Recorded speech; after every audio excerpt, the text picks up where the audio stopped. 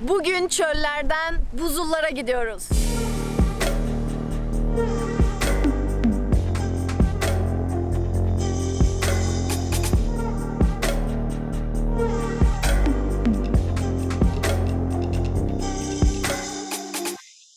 Herkese merhaba. Şu anda Arjantin Patagonya'sındaki bir çölün üzerindeyiz ve bugün buradan yalnızca 1 saat uzaklıkta bulunan Güney Patagonya Buzul Bölgesi'ne gidiyoruz. Güney Patagonya Buzul Bölgesi, Güney Yarımküre'de Antarktika dışındaki en büyük buz kütlelerinden biri olarak sayılıyor ve buradan yalnızca 1 saat uzakta bulunuyor. Açıkçası bu birazcık bana şaşırtıcı geliyor çünkü şu anda bir çölün üzerindeyiz, etrafımızda dağ bile yok ve hava sıcaklığı da 20 derecenin üzerinde. Nasıl oluyor da buzul bölgesine gidiyoruz? Orada hava koşulları nasıl olacak? Bizi nasıl bir manzara karşılayacak hiç bilmiyorum. O yüzden biraz heyecanlıyım. Güney Patagonya Buzul Bölgesi'ndeki ilk durağımız El Chaltén kasabasındaki Kızılderililer tarafından kutsal olarak kabul edilen Fitzroy Dağı olacak ve Fitzroy Dağı'nın ardından da dünyadaki olağan dışı birkaç buzuldan biri olarak kabul edilen Perito Moreno'ya gideceğiz ve Perito Moreno üzerinde bir buzul yürüyüşü yapacağız. O zaman hiç vakit kaybetmeyelim. Çöllerden buzullara olan maceramız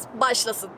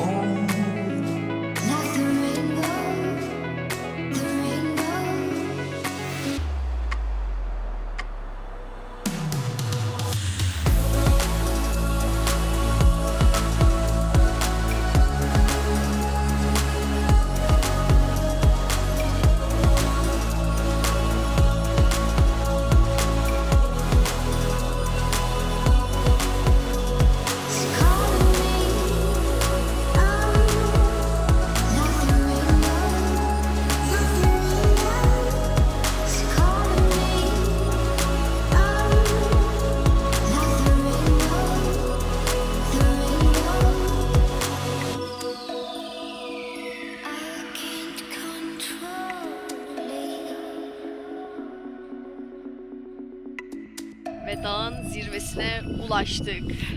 3 saat yürüdük. Çok kolay olacağını sanmıştım. Her zaman olduğu gibi güzel şeylere ulaşmak o kadar kolay olmuyor. Son 1 saatte bunu gördük yine. Çünkü 1 saat boyunca 400 metre yükseğe çıktık ve sürekli tırmandık. Gerçekten çok yorucu oldu ama değdi mi? Kesinlikle değdi. Manzara çok güzel değil miydi? Ve şu anda önümüzde buzul sularından oluşmuş bir göl var ve inanılmaz güzel bir manzara var. Eskiden yerliler bu dağın tepesinde duman tüttüğünü sanırlarmış. Bu yüzden de buranın bir yanardağ olduğunu düşünürlermiş. Gerçekten de çok ilginç bir hava var burada. Dağın arkasından bulutlar sürekli bu tarafa doğru geliyor. Çünkü dağın arkası Şili Patagonyası ve Şili Patagonyası'nda da daha farklı iklim var. Arjantin Patagonyası'nda daha farklı iklim var. Bu nokta tam iki iklimin birleştiği nokta ve çok inanılmaz değişik bir atmosfer yaratmış burada. Sanki gerçekten bu dağın tepesinde duman yükseliyormuş gibi gözüküyor. Duman tütüyormuş gibi bir görüntü var. Biz de buraya gelince gerçekten anladık neden eskiden burada yaşayan yerli halk buraya El Chaltén diyormuş. Evet, El Chaltén ne demekti? Dumanlı Dağ. Dumanlı dağ. Burası bu arada çok rüzgarlı. Tepeye tırmanırken rüzgara çok zor direndik ve bu tırmanışı daha da yorucu hale getirdi.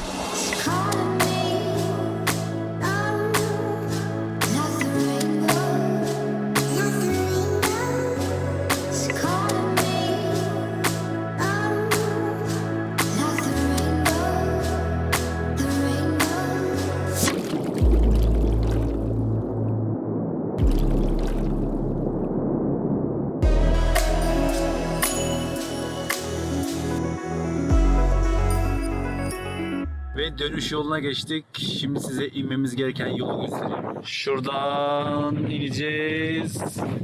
Şuradan şöyle. Köy şurada.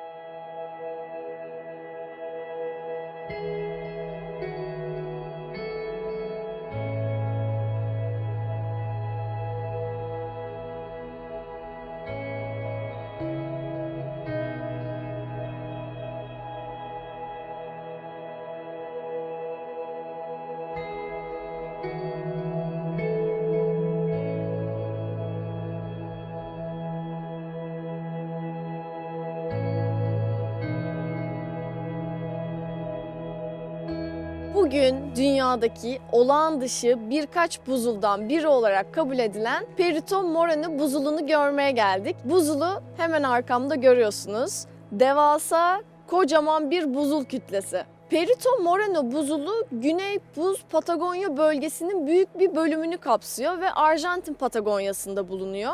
Son buzul çağı döneminden kalma ve 18 bin yaşında ve aynı zamanda dünyanın 3. büyük tatlı su kaynağı rezervini oluşturuyor. Öyle büyük, öyle devasa bir buzul kütlesi ki bu 250 kilometre karelik bir alan kaplıyor. Yani neredeyse İstanbul Boğazı'nın 2 katı büyüklüğünde bir alandan söz ediyorum size. Ve bilim adamları Perito Moreno buzulunu olağan dışı bir buzul olarak kabul ediyor. Neden olağan dışı bir buzul olarak kabul ediyor? Çünkü normalde küresel ısınma nedeniyle eriyerek geri çekilen buzların aksine bu buz kütlesi her gün giderek büyüyor. Bilim adamları bunun nedenini hala tam olarak anlamamış ve hala tartışıyor olsa da Perito Moreno buz kütlesi her gün 2 metre kadar büyüyor.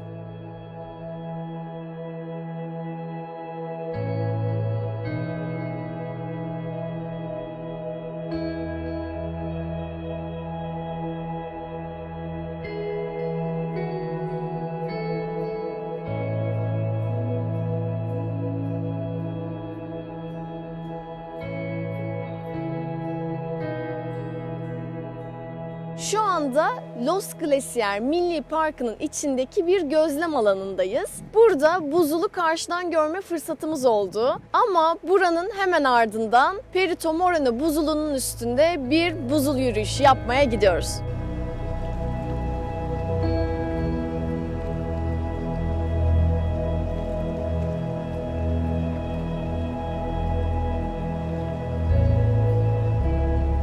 Doğal yaşam ve insan toplulukları için çok önemli bir yere sahip olan buzullar, küresel ısınma nedeniyle tehdit altındalar.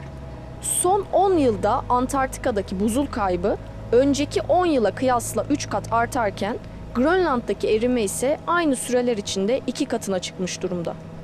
Tüm bu ısınma ve erime de deniz seviyesinin yükselmesinde büyük bir rol oynayarak, iklim değişikliği ile birlikte yangınlar, kuraklık, gıda yetersizliği, göçler ve biyolojik çeşitlilik gibi birçok sorunu beraberinde getirecek anlamına geliyor.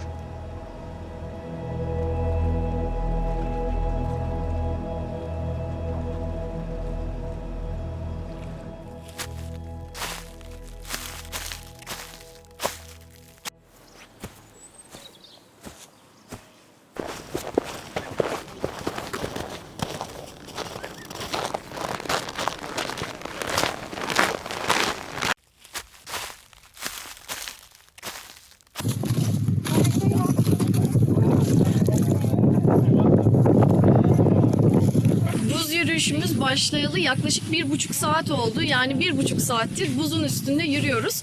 Bazen inişli, bazen de çıkışlı bir yürüyüş oluyor bu bizim için. Ama çok güzel gidiyor. İlk başta açıkçası ayağımızdaki kramponlara alışmakta zorlandım. Ama alıştıktan sonra gayet rahat bir şekilde yürümeye başladım. Grubumuz 20 kişilik ve mutlaka bir önümüzdeki kişiyi takip etmek zorundayız. Çünkü herhangi bir risk oluşturabilir, buzlar kırılabilir diye. Ve aynı zamanda eldivenlerimizi kesinlikle elimizden çıkarmamamız gerekiyor. Bunun da sebebi herhangi bir düşme durumunda buzlar çok keskin olduğundan dolayı kendimizi yaralayabilme durumumuz olduğundan. Şimdi yavaş yavaş dönüş yolculuğuna başladık. Artık aşağı iniyoruz. Ama size şunu söyleyebilirim ki buzun üstünde olmak, buzu ve buzla birlikte doğanın gücünü bu şekilde hissedebilmek inanılmaz bir duygu. Kendimi gerçekten çok şanslı hissediyorum burada olduğum için.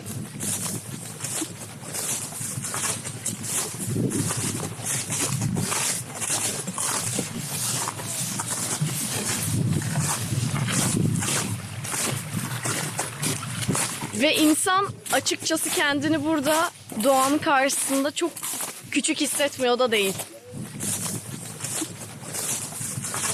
Dünya gözlemlenebilen evrende yaşama ev sahipliği yaptığı bilinen tek gezegendir. Diğer gezegenlerin yanı sıra Dünya eşsiz bir ekosisteme sahiptir ve bu ekosistemde her bir oyuncunun canlılığın oluşması için bir rolü vardır. Dünya başka hiçbir gezegende olmayan yaşamı sağlar ve bizi her türlü tehlikeye karşı korur. Örneğin atmosfer dünyadaki yaşamı besleyerek uzaydan gelebilecek tüm tehlikelere karşı bizi korur. Ancak son 200 yılda atmosfere salınan zehirli gazlar nedeniyle artık atmosfer kendi görevini yerine getiremez hale geldi ve bu da dünyanın dengesinde pek çok değişikliğe yol açmaya başladı. Peki bize yaşamı en canlı haliyle sunan ve bu mükemmel dengeyi koruyabilmek adına elinden gelen her şeyi yapan dünya için bizim yapabileceğimiz hiçbir şey yok mu? Gerçekten de atmosfer kirlenirse kirlensin, buzullar eriyormuş, erirse erisin bize ne mi?